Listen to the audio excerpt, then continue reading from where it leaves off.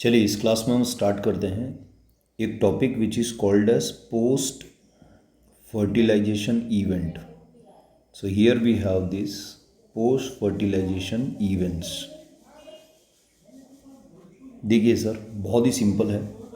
ये स्टिग्मा है, इस पे पॉलन ग्रैंड जो है वो लैंड करेगा और लैंड करने के बाद जब वो अपने पॉलन ट्यूब जनरेट करके मेल गैमेट्स को अंदर भेजेगा और फर्टिलाइजेशन हो जाएगा, जिसको हमने पढ़ा डबल फर्टिलाइजेशन, जहाँ पे fertilization that is syngamy as well as triple fusion का इवेंट होता है। तो उसके बाद फिर क्या क्या इवेंट्स हो रहे हैं वो पूछा गया है। तो देखिए द फर्स्ट पॉइंट, जो पहली चीज़ डेवलप होगी दैट इज डेवलपमेंट ऑफ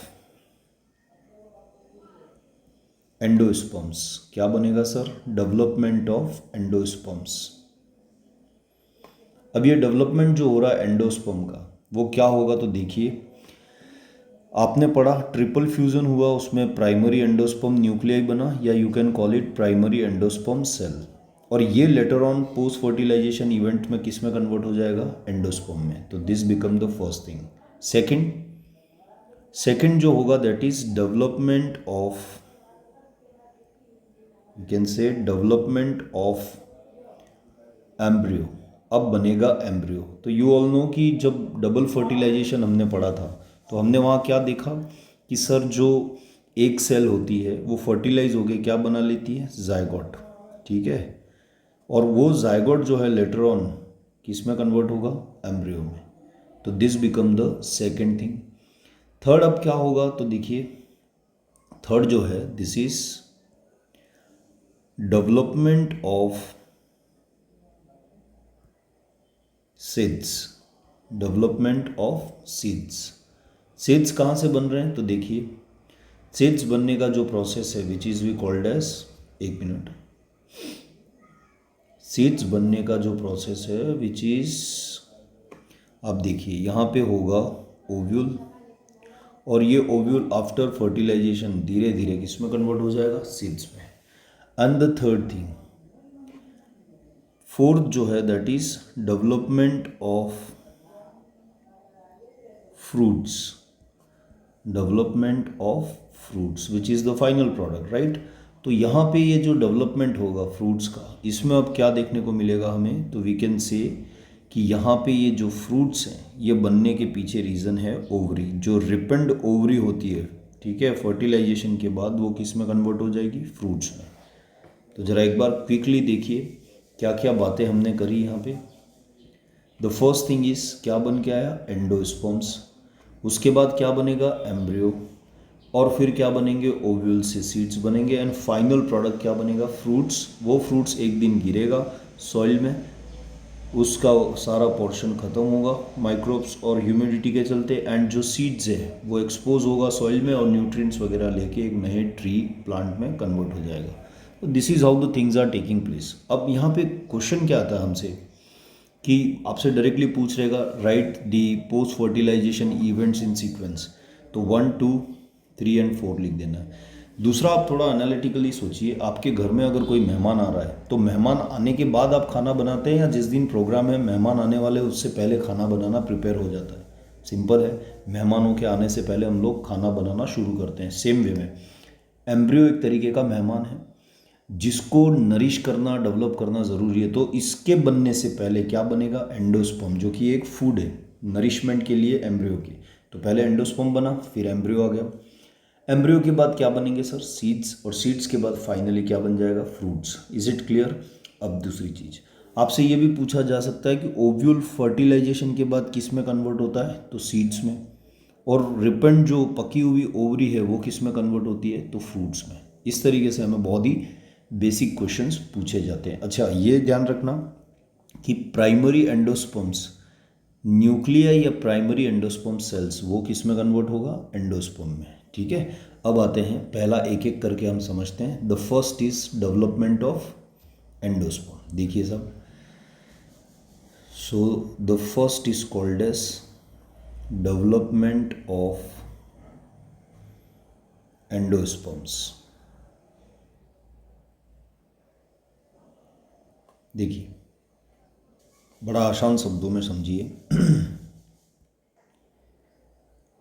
ये एग सेल है, ये सिनर्जिड्स थे, एग बन गया जाइगोट, ठीक। यहाँ पे थे पोलर न्यूक्लियाई, और तीसरा जो गैमेट है वो जब इससे मिलता है तो ये पूरी एक लार्ज सेल्स बन जाती है, ठीक है। And that is what we called as primary, पूरा ही लिख लेता हूँ, प्राइमरी एंडोस्पर्म न्यूक्लियाई, ठीक है।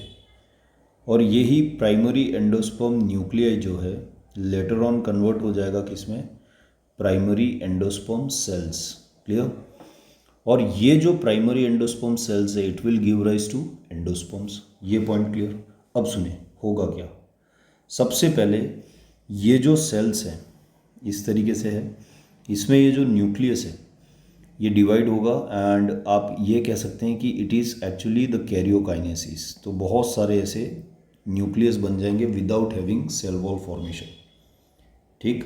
तो ये जो इस तरीके का बन रहा है उसे कहते हैं free nuclear endosperms. This is free nuclear endosperms, ठीक है सर। तो ये फ्री न्यूक्लियर एंडोस्पर्म हो गया। अब इसका एग्जाम्पल क्या है आपके सामने एग्जाम में पूछा जाए तो आप कहेंगे टेंडर कोकोनट वाटर, ठीक है। तो this is tender coconut water, ये आंसर है। It's a free nuclear endosperm. आपसे क्वेश्चन पूछा जाता है फ्री न्यूक्लियर एंडोस्पर्म का एग्जाम्पल लिखिए, तो आप क्या कहेंगे, टेंडर कोकोनट वाटर, ठीक है। अब देखिए लेटर ऑन क्या होगा इसमें, ये जो फ्री न्यूक्लियर एंडोस्पर्म्स हैं इसके चारों ओर धीरे धीरे साइटोकाइनेसिस होगा और ये सेल्स में बनना स्टार्ट हो जाएगा, ठीक है, इस तरीके से। और ये जो बना है तो this is called as cellular endosperms. क्या कहा जाएगा इसे, सेल्यूलर एंडोस्पर्म्स। क्यों, क्योंकि न्यूक्लियस जो है उसके चारों ओर अब क्या आ चुका है, सेल वॉल फॉर्मेशन हो चुका है, ठीक है। तो ये सेल्यूलर एंडोस्पर्म हो गया। और इसका एग्जाम्पल अगर आपसे पूछा जाए तो आप क्या कहेंगे, it's basically white kernel part of coconut. बस ये सिंपल सी ऐसी चीज़ें हैं जो आपको याद रखनी है।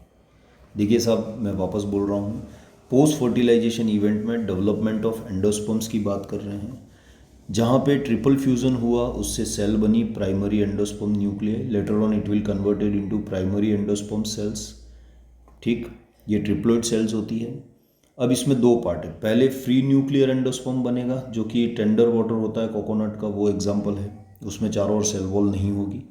फिर धीरे धीरे उसमें साइटोकाइनेसिस होके सेल वॉल फॉर्मेशंस होगा न्यूक्लियस के चारों ओर, तो सेल्यूलर एंडोस्पर्म कहलाएगा। और वो एग्जाम्पल क्या है, तो white kernel part of coconut, ठीक है। तो दिस इज द एंडोस्पर्म। अब आगे आ जाइए। सो देखिए अब हम एक चीज़ समझते हैं, ये जैसे ले लिया हमने क्या है, एंडोस्पर्म्स। क्या समझा हमने सर, यहाँ पे दो चीज़ें, एक है फ्री न्यूक्लियर एंडोस्पर्म्स, ठीक, दूसरा जो है दैट इज सेल्यूलर एंडोस्पर्म्स, ठीक।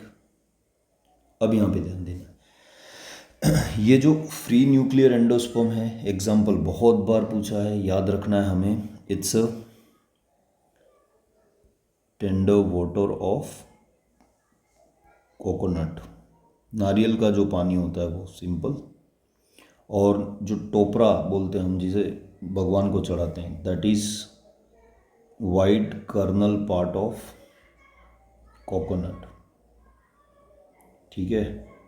तो ये हो जाएगा cellular endosperm.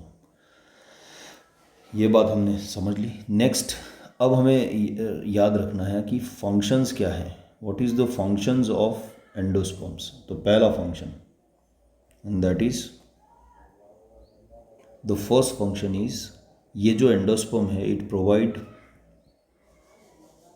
Nourishment, provide nourishment.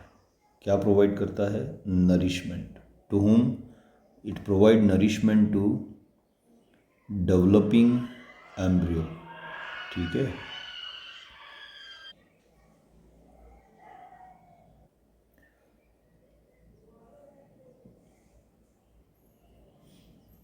Function के बारे में बात कर ली। देखिए ये जो एंडोस्पर्म्स होता है, ठीक है, एक मिनट, ये जो एंडोस्पर्म्स होता है, if it is completely consumed, अगर ये एंडोस्पर्म डेवलपिंग एम्ब्रियो के द्वारा कंप्लीटली क्या कर दिया जाए, कंज्यूम्ड कर लिया जाए, ठीक है, तो एक पार्ट हुआ।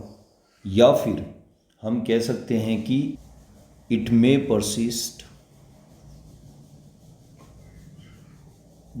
persist in mature seed that depend on species to species, ठीक है, या तो कंप्लीटली कंज्यूम कर लिया जाए या फिर मैच्योर सीड्स में परसिस्ट करेगा, ठीक। जैसे मटर का दाना पी है, उसके बाद बीन्स हैं, इनके अंदर क्या है, कंप्लीटली कंज्यूम्ड हो जाता है एंडोस्पर्म्स, जबकि कोकोनट जो होता है उसमें ये क्या करता है सर, इट्स रीमेन। तो ये बात भी हमें याद रखनी है, अगर कंप्लीटली कंज्यूम्ड हो जाता है एंडोस्पर्म को पूरी तरीके से डेवलपिंग जो एम्ब्रियो है वो यूज़ कर लेता है एंडोस्पर्म्स को, किसमें, पी और बीन्स, जबकि एम्ब्रियो अपने डेवलपमेंट के टाइम कुछ एंडोस्पर्म्स को यूज़ कर लेता है while certain is remain there. तो वो एग्जांपल क्या है, कोकोनट का। क्लियर। तो ये हो गया हमारा first event, that is endosperm, development of endosperm. अब हम आते हैं second, that is development of this thing, second है डेवलपमेंट ऑफ एम्ब्रियो। तो चलिए बात करते हैं उस पर। देखिए अब ये एम्ब्रियो का डेवलपमेंट ज़रा समझना है। देखिए ये है chalazal end, this is micropylar end. Clear. यहाँ पे ये है egg cells, this is synergids, ये तो एंडोस्पर्म बन चुका है, अभी समझ चुके हैं। यहाँ पे ये एंटीपोडल सेल्स हैं। अब एक बात हमें जो याद रखनी है कि ये जो एंटीपोडल सेल्स हैं, ठीक है, this antipodal cells after fertilization क्या होता है, तो दे आर डीजनरेट्स। क्या हो जाएगी सर, डीजनरेट्स, खत्म हो जाएगी, मतलब इनका कोई रोल अब बचा नहीं है, डीजनरेट्स हो गई। अब हमने ये भी समझा था कि जैसे ही पॉलन ट्यूब एंटर्ड करता है तो भाई ये सिनर्जिड्स भी क्या हो जाते हैं, दे ऑल्सो डीजनरेट्स। डीजनरेट्स मतलब खत्म हो जाना, इनका काम हो गया, अब ये डिसोसिएट या ख़त्म हो जाएंगे। बचा क्या सर, एंडोस्पर्म, जिसको हमने समझ लिया, और एक बचा दैट इज़ जायगोट। ये जायगोट जो है, ठीक है, after fertilization this zygote get converted into embryo.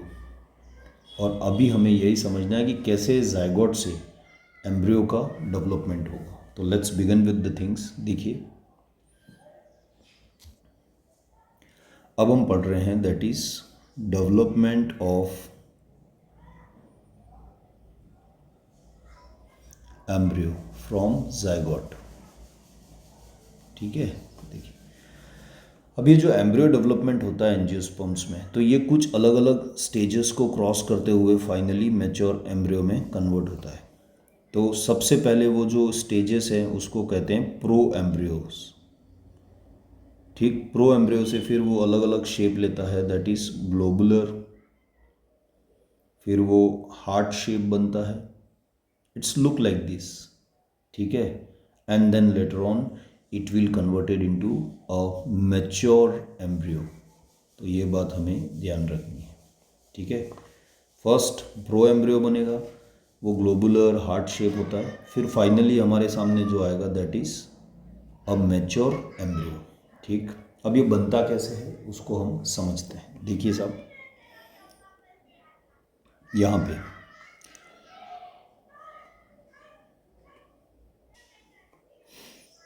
अब ये स्ट्रक्चर था, ये वाला पोर्शन हमारा जायगोट है, ठीक है, इसको हम बाहर ले लेते हैं, इट्स लुक लाइक दिस, ये जायगोट। क्लियर। अब इसमें आपको क्या होगा, ये जायगोट के अंदर डिवीजन होगा सबसे पहले, और ये दो सेल्स में कन्वर्ट हो जाएगा, this become the smaller and this is larger, ठीक।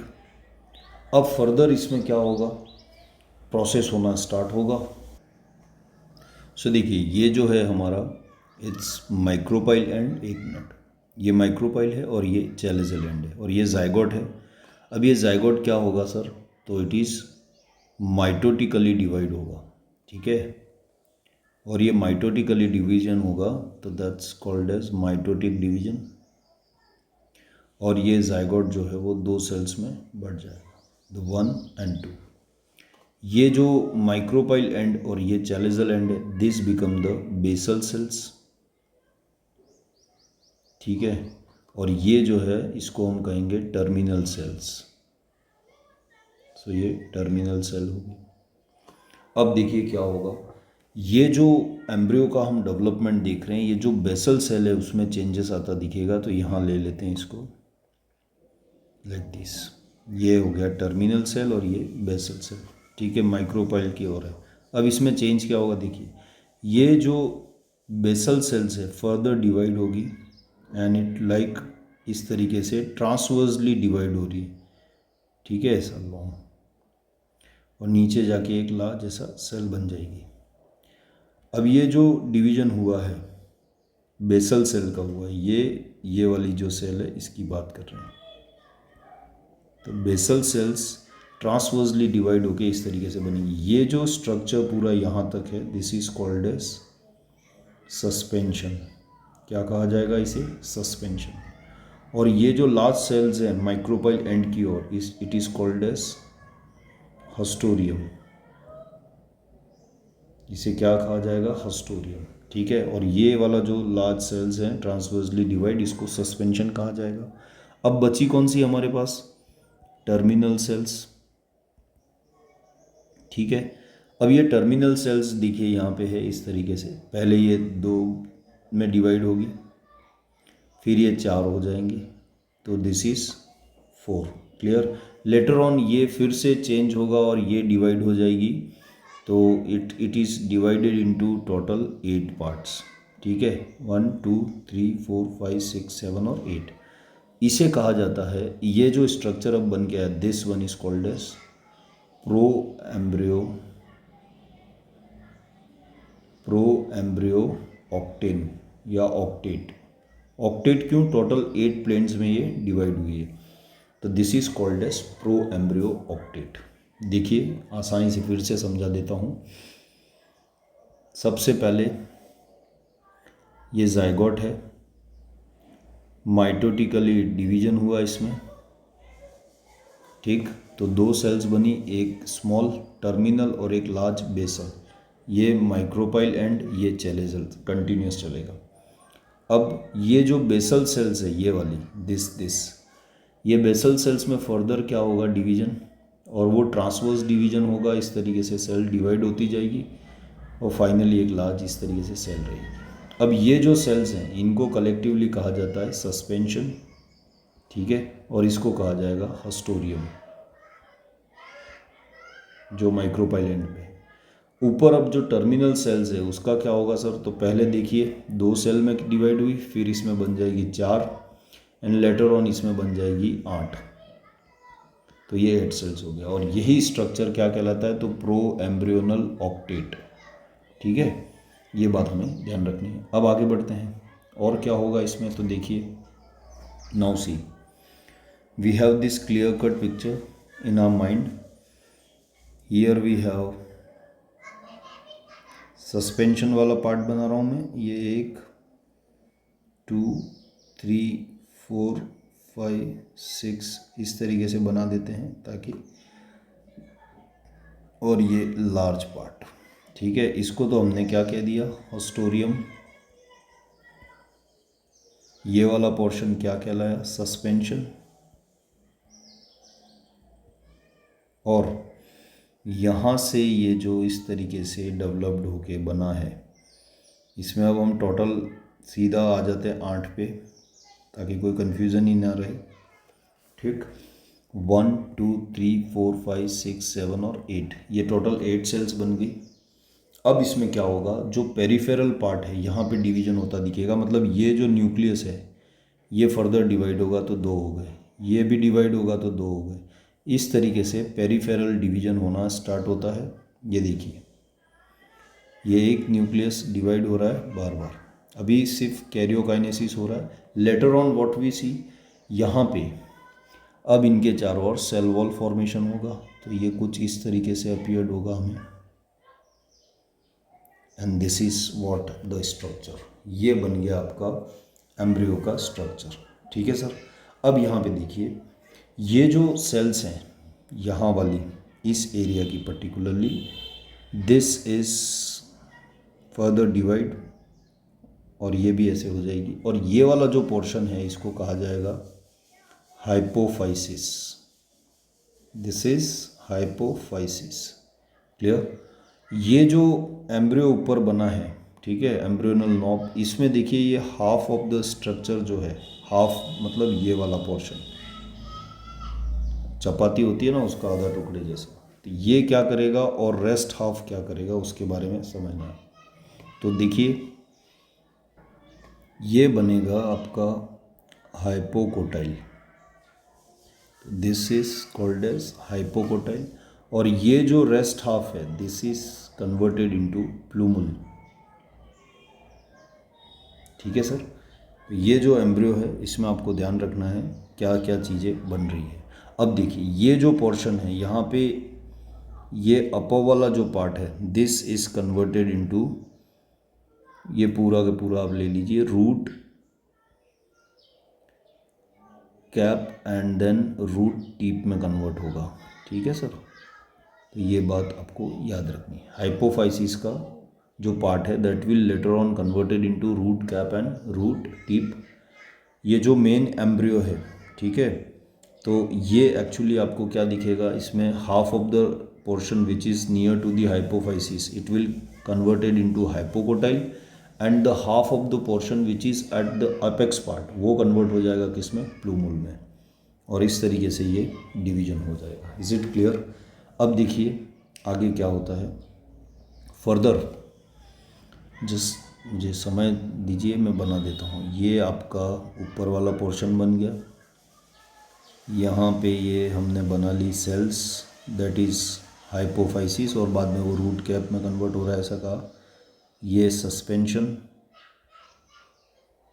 सस्पेंसर सेल्स हो गई, और ये आपका नीचे वाला हस्टोरियम वाला पार्ट हो गया। ठीक है, यहाँ पे ये हमने डिवाइड कर लिया इसको,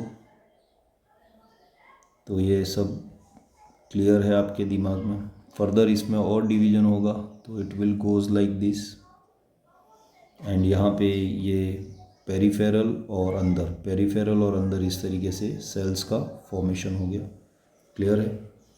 और हमने ये भी समझ लिया कि कौन सा पोर्शन क्या करेगा। अब ये जो अपर हाफ है ऊपर का, इसमें फर्दर डिवीजन होगा सेल्स का, और ये इस तरीके से डिवाइड होती जाएगी।